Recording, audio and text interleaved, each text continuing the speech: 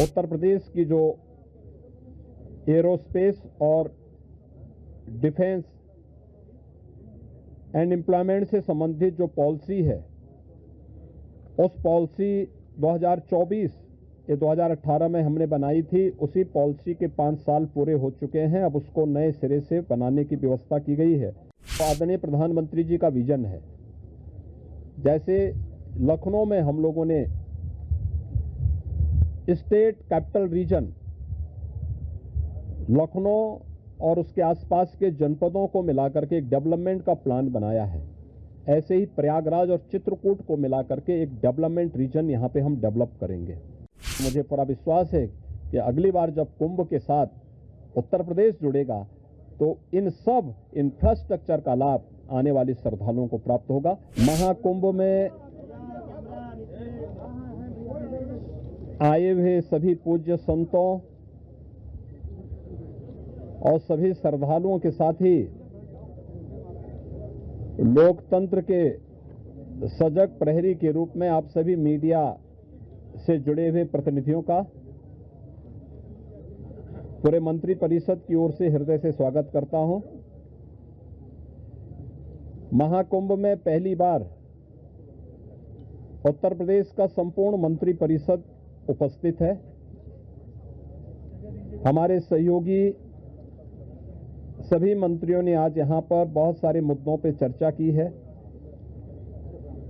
प्रदेश के विकास से जुड़े हुए जो नीतिगत निर्णय हैं, उन मुद्दों पर चर्चा हुई है। इसके अलावा यहां पर अन्य महत्वपूर्ण मुद्दों के साथ साथ प्रयागराज के विकास से जुड़े हुए मुद्दों पर भी चर्चा हुई है। इस अवसर पर जिन मुद्दों पर आज यहां चर्चा हुई है, उनमें खासतौर पर प्रदेश सरकार के जो महत्वपूर्ण मामले हैं, उनमें से उत्तर प्रदेश की जो एरोस्पेस और डिफेंस एंड एम्प्लॉयमेंट से संबंधित जो पॉलिसी है, उस पॉलिसी 2024 ये 2018 में हमने बनाई थी। उसी पॉलिसी के 5 साल पूरे हो चुके हैं। अब उसको नए सिरे से बनाने की व्यवस्था की गई है। तो इस पॉलिसी को यहां पर अब हम लोगों ने बड़े निवेश को आमंत्रित करने के लिए उसमें नए इंसेंटिव की घोषणा की है। आज इस पे चर्चा हुई है। एफडीआई के अंतर्गत और फॉर्च्यून 500 में जो निवेश प्रदेश में हुआ है, उस निवेश के अंतर्गत इंसेंटिव वितरण करने की व्यवस्था और उसको उतनी प्रतिपूर्ति शासन यूपी सीडा को कर रहा है और सीडा ने यूपी सीडा उसके माध्यम से करेगा। कुछ नए निवेश के प्रस्ताव यहां पर आए हैं, जिन्हें लेटर ऑफ इंटेंट यहां पे आज जारी हो रहे हैं। इनमें एक मिर्जापुर का है, 10,000 करोड़ रुपए से अधिक का निवेश का है, एक मुरादाबाद का है और अन्य 2 प्रस्ताव जिन पर आज यहां पर लेटर ऑफ इंटेंट के बारे में चर्चा हुई है। युवाओं को स्मार्टफोन और टैबलेट उपलब्ध कराने की भी स्कीम को यहां पे व्यवस्था दी गई है और यह युद्ध स्तर पर अगले कुछ समय के लिए सरकार ने इसके लिए धनराशि की व्यवस्था की। इसको हम उस कार्यक्रम की भी चर्चा हुई है। बलरामपुर में सरदेव अटल बिहारी वाजपेयी जी की कर्म भूमि रही है। उन्हीं के नाम पर जो केजीएमयू का सैटेलाइट सेंटर था, उसे मेडिकल कॉलेज के रूप में स्थापित करने और मेडिकल कॉलेज में नेक्स्ट सेशन में उसको संचालित करने का निर्णय लिया गया है। इसके अलावा पीपीपी मोड पर 3 नए जनपदों में मेडिकल कॉलेज के निर्माण की कार्रवाई, जिनमें बागपत, हाथरस और कासगंज, इन 3 जनपदों में नए मेडिकल कॉलेज निर्माण की सहमति पर भी आज यहां पर सरकार ने अपना वो किया है। टाटा टेक्नोलॉजीज के साथ में मिलकर के प्रदेश के अंदर 62 आईटीआई को 5 centre of innovation, invention and incubation and training centre की स्थापना के बारे में भी एक नए प्रस्ताव को, जो एक प्रकार का हब एंड स्पोक मॉडल होगा और मॉडर्न एज कोर्सेज के साथ उत्तर प्रदेश के युवाओं को जोड़ने के लिए कार्यक्रम के साथ सहमति भी आज मंत्री परिषद ने यहां पर इस प्रस्ताव को भी दिया है। इसके अलावा प्रदेश के अंदर एक अभियोजन डायरेक्टरेट की घोषणा की भी व्यवस्था मंत्री परिषद ने उसको अपनी सहमति दी है और प्रयागराज, वाराणसी और आगरा, ये जो म्युनिसिपल कॉरपोरेशन है हमारे, इन 3 महत्वपूर्ण म्युनिसिपल कॉरपोरेशन में तीनों के बॉन्ड जारी होंगे। अब तक हमने लखनऊ और गाजियाबाद के बॉन्ड जारी किए थे, जिसके बहुत अच्छे रिजल्ट सामने आए हैं। यह म्युनिसिपल कॉरपोरेशन की ब्रांडिंग करने का, उसके विकास को आगे बढ़ाने का एक महत्वपूर्ण माध्यम होता है और एक नई दृष्टि मिलती है और एक पहचान मिलती है संबंधित कॉरपोरेशन को। यहां पर आप प्रयागराज के महत्व को आप देख रहे हैं। वैश्विक मंच पर इस समय हमारा प्रयागराज छाता हुआ दिखाई दे रहा है।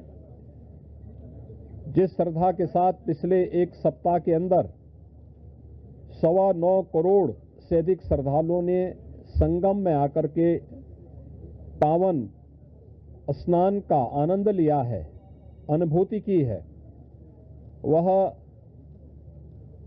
यानी अविस्मरणीय है, अकल्पनीय है। तो प्रयागराज म्युनिसिपल कॉरपोरेशन प्रयागराज के लिए एक सुपर स्पेशलिटी हॉस्पिटल के लिए एक बॉन्ड जारी करने जा रहा है। ऐसे ही आगरा के लिए एक बॉन्ड जारी होने जा रहा है। वहां से संबंधित जो आवश्यकता है वहां का म्युनिसिपल कॉरपोरेशन जारी करेगा। और वाराणसी, काशी विश्वनाथ धाम आदरणीय प्रधानमंत्री जी की प्रेरणा से बनने के बाद काशी वैश्विक पटल पर छा रहा है, तो स्वाभाविक रूप से 3 म्युनिसिपल कॉरपोरेशन के बॉन्ड जारी करने की कार्रवाई को भी यहां पर आज घोषणा के साथ हम लोगों ने इसको जोड़ा है।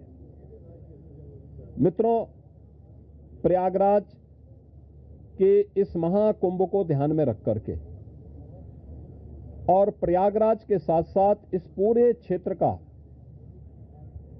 एक सस्टेनेबल डेवलपमेंट के कार्यक्रम के साथ जोड़ने की कार्रवाई आदरणीय प्रधानमंत्री जी की प्रेरणा से इसको आगे बढ़ाने के लिए सरकार ने तय किया है कि इसको लेकर के हम लोग जो आदरणीय प्रधानमंत्री जी का विजन है, जैसे लखनऊ में हम लोगों ने स्टेट कैपिटल रीजन लखनऊ और उसके आसपास के जनपदों को मिलाकर के एक डेवलपमेंट का प्लान बनाया है, ऐसे ही प्रयागराज और चित्रकूट को मिलाकर के एक डेवलपमेंट रीजन यहां पे हम डेवलप करेंगे। इसके लिए इंफ्रास्ट्रक्चर के लिए जो महत्वपूर्ण होगा वह एक गंगा एक्सप्रेसवे का एक्सटेंशन हम लोग देंगे। गंगा एक्सप्रेसवे प्रयागराज से मिर्जापुर, मिर्जापुर से भदोई होते हुए संत रविदास नगर होते हुए यह काशी, चंदौली और गाजीपुर में पूर्वांचल एक्सप्रेसवे के साथ जुड़ेगा। इसके अलावा वाराणसी और चंदौली से यही एक्सप्रेसवे सोनभद्र को जोड़ते हुए नेशनल हाईवे के साथ जुड़ेगा। तो यह इंफ्रास्ट्रक्चर की दृष्टि से जैसे प्रयागराज में प्रयागराज चित्रकूट डेवलपमेंट रीजन यहां पे हम लोग तैयार करने जा रहे हैं, वैसे ही वाराणसी में भी वाराणसी बिंद एक डेवलपमेंट रीजन वहां पे भी डेवलप करने की कार्रवाई पर नीति आयोग के साथ मिलकर के इस कार्यक्रम को तेजी के साथ आगे बढ़ाया जा रहा है। तो ये डेवलपमेंट के वे रीजन होंगे जो वास्तव में यहां की न केवल पर्यटन की दृष्टि से बल्कि आर्थिक उन्नयन में और यहां पे रोजगार सृजन में बड़ी भूमिका का निर्वहन करेंगे। उस प्रकार का इंफ्रास्ट्रक्चर की दृष्टि से एक्सप्रेसवे एक, तो ये एक्सटेंशन हम लोग इसको करने जा रहे हैं जो प्रयागराज, बिंद और काशी एक्सप्रेसवे के रूप में इसे हम लोग जानेंगे। दूसरा है चित्रकूट और प्रयागराज के गंगा एक्सप्रेसवे को जोड़ने के लिए बुंदेलखंड एक्सप्रेसवे को गंगा एक्सप्रेसवे के साथ यहां पर भी जोड़ने की एक कार्रवाई को आगे बढ़ाना, जो चित्रकूट की दूरी को प्रयागराज के साथ जोड़ सके और रीवा हाईवे जो नेशनल हाईवे है, इस हाईवे को भी एक सुविधा इस एक्सप्रेसवे के साथ, गंगा एक्सप्रेसवे के साथ या फिर बुंदेलखंड एक्सप्रेसवे के साथ जुड़ने का एक अवसर प्राप्त होगा। तो ये दो महत्वपूर्ण के साथ साथ प्रयागराज की अपनी आंतरिक चैलेंजेज हैं, ट्रैफिक के चैलेंजेज हैं, और इसमें हम लोगों ने अभी से यहाँ पर पहले आदरणीय प्रधानमंत्री जी की प्रेरणा से भारत सरकार के राष्ट्रीय राजमार्ग विभाग ने लखनऊ रायबरेली होते हुए प्रयागराज की दूरी को बहुत आसान किया है, जिसमें गंगा नदी पे एक 6 लेन का ब्रिज भी बन रहा है। इस समय हमने उसकी एक व्यवस्था स्टील ब्रिज दिया है इस पूरे महाकुंभ के दौरान, जो प्रॉपर रूप से कार्य कर रहा है, लेकिन वो नया ब्रिज भी समय रहते हुए कंप्लीट हो जाएगा। ऐसे ही अन्य कनेक्टिविटी के लिए यहां से मिर्जापुर, जौनपुर, वाराणसी, आजमगढ़, गोरखपुर की कनेक्टिविटी को बनाए रखने के लिए यहां पर जो मांग हो रही थी प्रयागराज शहर की तरफ से सलौरी और हेतापट्टी के बीच में, झूसी के बीच में इस पूरे ब्रिज को बनाने की एक कार्रवाई को, 4 लेन के एक ब्रिज को सरकार इसको बनाएगी। दूसरा, रीवा की तरफ से और जो आपके अरेल की ओर से जो यहां पे प्रेशर है यमुना जी के ब्रिज पे, सिग्नेचर ब्रिज आज से 20 साल पहले बनकर के तैयार हुआ था। आज यहां पर उसकी दृष्टि से बहुत महत्वपूर्ण आवश्यकता यहां पर है कि उसके पैरेलल एक नया ब्रिज बने। तो सिग्नेचर ब्रिज के पैरेलल यमुना जी में भी एक नए ब्रिज को हम अपनी सहमति, कैबिनेट ने अपनी सहमति दी है कि हाँ, शास्त्री ब्रिज के पैरेलल तो हम उसके साथ कर ही रहे हैं और इसको भी हम उसके साथ जोड़ेंगे। तो ये महत्वपूर्ण घोषणाएं प्रयागराज के इंफ्रास्ट्रक्चर, यहां के सस्टेनेबल डेवलपमेंट की दृष्टि से, डेवलपमेंट और रोजगार की दृष्टि से, और आने वाले समय में यहां के नागरिकों के जीवन स्तर को और बेहतर बनाने की दिशा में जो आदरणीय प्रधानमंत्री जी की प्रेरणा है उसको आगे बढ़ाने के लिए ये कुछ घोषणाएं आज यहां पर कैबिनेट ने जिस पे चर्चा की है, अपनी सैद्धांतिक सहमति दी है। और मुझे पूरा विश्वास है कि अगली बार जब कुंभ के साथ उत्तर प्रदेश जुड़ेगा तो इन सब इंफ्रास्ट्रक्चर का लाभ आने वाले श्रद्धालुओं को प्राप्त होगा।